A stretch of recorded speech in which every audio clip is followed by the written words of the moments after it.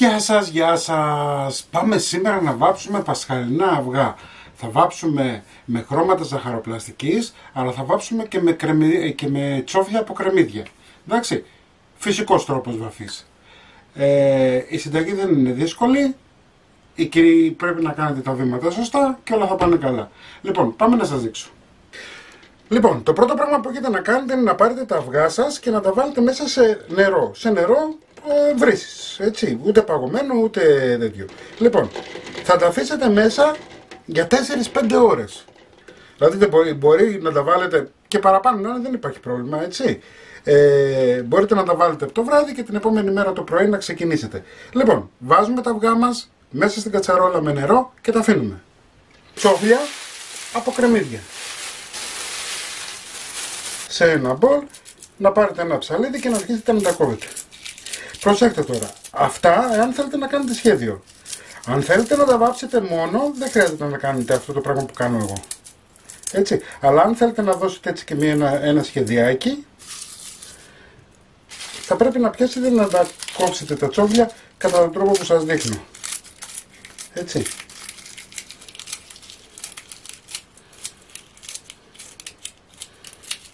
Λοιπόν, τα τσόφλια τα έχουμε φτιάξει, βλέπετε. Τα ψιλόκοψα. Να σας το ξαναπώ και πάλι. Αν δεν θέλετε να τα βάψετε με σχέδιο, μπορείτε να τα βάλετε ολόκληρα τα καρυδόσουφλα μέσα στην κατσαρόλα. Παίρνουμε μια κάλτσα, την ανοίγουμε όσο μπορούμε, βάζουμε λίγα τσόφλια εδώ, παίρνετε ένα αυγό,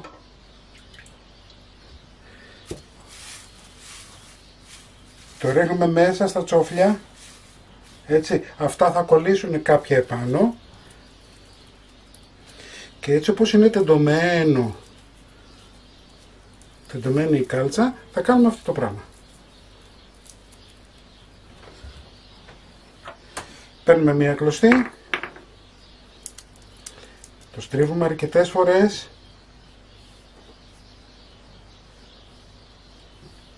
κάνουμε ένα κόμπο.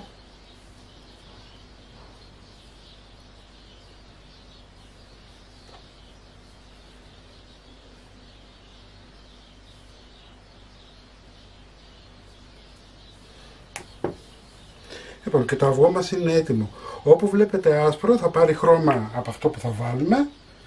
Όπου έχει τσόφλια θα αλλάξει το χρώμα του και θα γίνει διαφορετικό. Θα το δείτε στο τέλος. Λοιπόν, βλέπετε, ανοίγουμε όσο μπορούμε. Εδώ έχω κόψει την κάλτσα και τις έχω κάνει ένα κόμπο. Εντάξει. Ανοίγουμε λοιπόν τώρα όσο μπορούμε εδώ. Βάζουμε λίγα τσόφλια, παίρνουμε ένα αυγό, το ρίχνουμε μέσα στα τσόφλια για να κολλήσουν επάνω μερικά και τώρα όπως είναι θα το πάρουμε και θα το κλείσουμε στην παλάμη μας.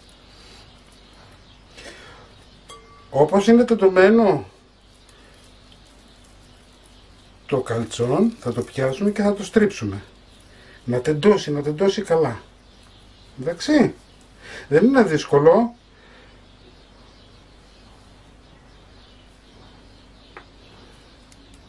Στρίβουμε 3-4 φορές εδώ, κάνουμε ένα γκόμπο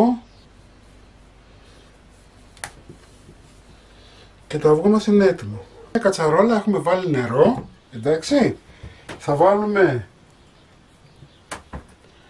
τα αυγά,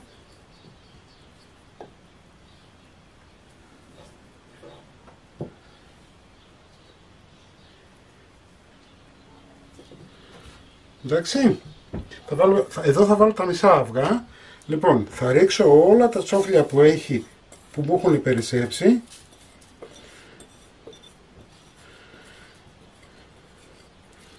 Και θα το βάλω τώρα για βράσιμο. Έτσι, με το που αρχίσει το βρασμός θα χαμηλώσετε πάρα πολύ τη φωτιά στο 1, στο 2 και θα το αφήσετε 15 λεπτά. Στα 15 λεπτά θα σας δείξω τη συνέχεια. Όπως βλέπετε ο βρασμός ξεκίνησε. Κοιτάξτε. Βλέπετε, ήδη έχει αρχίσει και παίρνει χρώμα. Λοιπόν, εφόσον ξεκίνησε ο βρασμός, χαμηλώνουμε τη φωτιά όσο μπορούμε. Κοιτάξτε, βλέπετε, θα κοκκινήσει κι άλλο, θα γίνουν τα αυγά κατακόκκινα. Λοιπόν, τα αφήνουμε τώρα 15 λεπτά και μετά τα 15 λεπτά θα ρίξουμε λίγο ξύδι και θα τα αφήσουμε άλλα 5 λεπτά πάλι έτσι σε χαμηλή φωτιά. 15 λεπτά μετά θα ρίξουμε μισό ποτηράκι του κρασιού ξύδι. Θα ανακατέψουμε πάλι. Θα αφήσουμε άλλα 5 λεπτά για να είμαστε σίγουροι ότι έχουν βράσει τα αυγά μας. Έτσι, βλέπετε. Κοιτάξτε το χρώμα τώρα πως έχει γίνει. Όσο βράζει θα κοκκινίζει. Έτσι, επίσης όσο πιο πολλά τσόφλια βάζετε τόσο πιο έντονο χρώμα θα έχει. 20 λεπτά μετά έχουμε σβήσει τη φωτιά. Θα πάρουμε τα αυγά μας. Επειδή εγώ το κάνω αυτό γιατί θέλω να βάψω και άλλα. Έτσι, όσοι δεν θέλετε να βάψετε άλλα, θέλετε μόνο τα κόκκινα, τα αφήνετε ως έχει. Θα τα αφήσετε μισή ωρίτσα.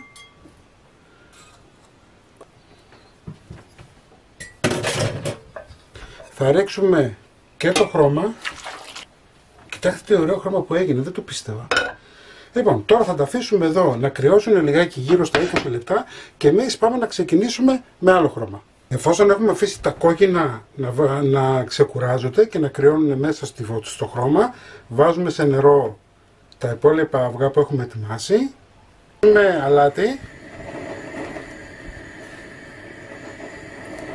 Το αλάτι τα βοηθάνε για να μην σπάσουν.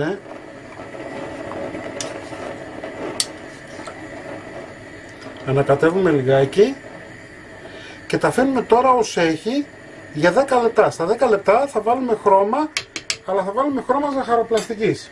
Έτσι, είναι αυτά εδώ, τα βρίσκεται παντού πλέον, σε όλα τα σούπερ μάρκετ. Τώρα, αν δεν βρείτε, μείνετε στα κόκκινα. Λοιπόν, έχουν ξεκινήσει, βράζουμε, είμαστε στο 10 λεπτό και τώρα θα ρίξουμε χρώμα ζαχαροπλαστικής.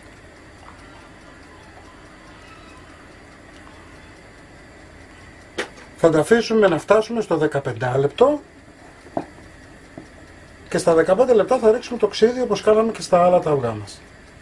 Λοιπόν, τα αφήσαμε 15 λεπτά μετά, ρίχνουμε και εδώ το ξύδι μας, μισό ποτηράκι του κρασιού, θα ανακατέψουμε λιγάκι και θα αφήσουμε τώρα να βράσουν για άλλα 5 λεπτά, έτσι, να πάρουν το χρωματάκι τους. Ήδη έχουν πάρει, αν θα δείτε, βλέπετε, ήδη έχουν γίνει μπλε.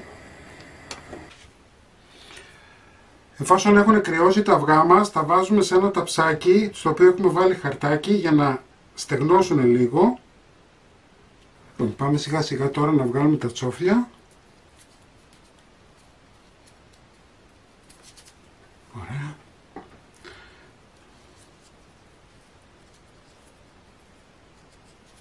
Αυτά τώρα θα τα αφήσουμε να στεγνώσουν καλά. Έτσι, θα τα περάσουμε και με λίγο λαδάκι να γυαλίσουν. Και έτοιμα. Κοιτάξτε τι ωραίο αυγό που έχει γίνει.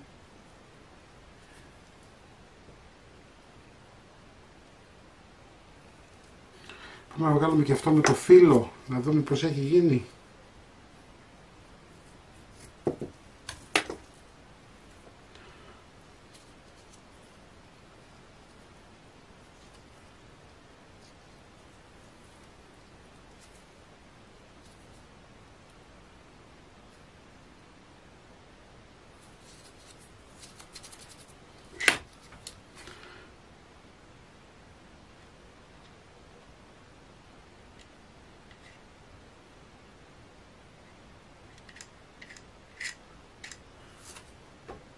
Βλέπετε. Αυτόν τον τρόπο θα κάνω και τα μπλε, έτσι. Θα σας τα δείξω στην αρχή του βίντεο έτοιμα. Τα λαδώνετε λιγάκι όπως σας είπα. Θα σας το δείξω στην αρχή του βίντεο έτοιμα. Να είσαστε καλά. Καλό Πάσχα. Μην ξεχνάτε να κάνετε κοινοποίησεις στα βίντεό μας, εγγραφούλα στο κανάλι μας. Οτιδήποτε χρειάζεστε μπορείτε να έρθετε στην ομάδα μας Μαγειρικές Απολαύσεις στο Facebook και τη συνταγή θα σας την εβάλω στο www.magirikesapolavsis.gr. Να είσαστε καλά και θα τα πούμε πάλι με ένα επόμενο βίντεο. Γεια και χαρά σας.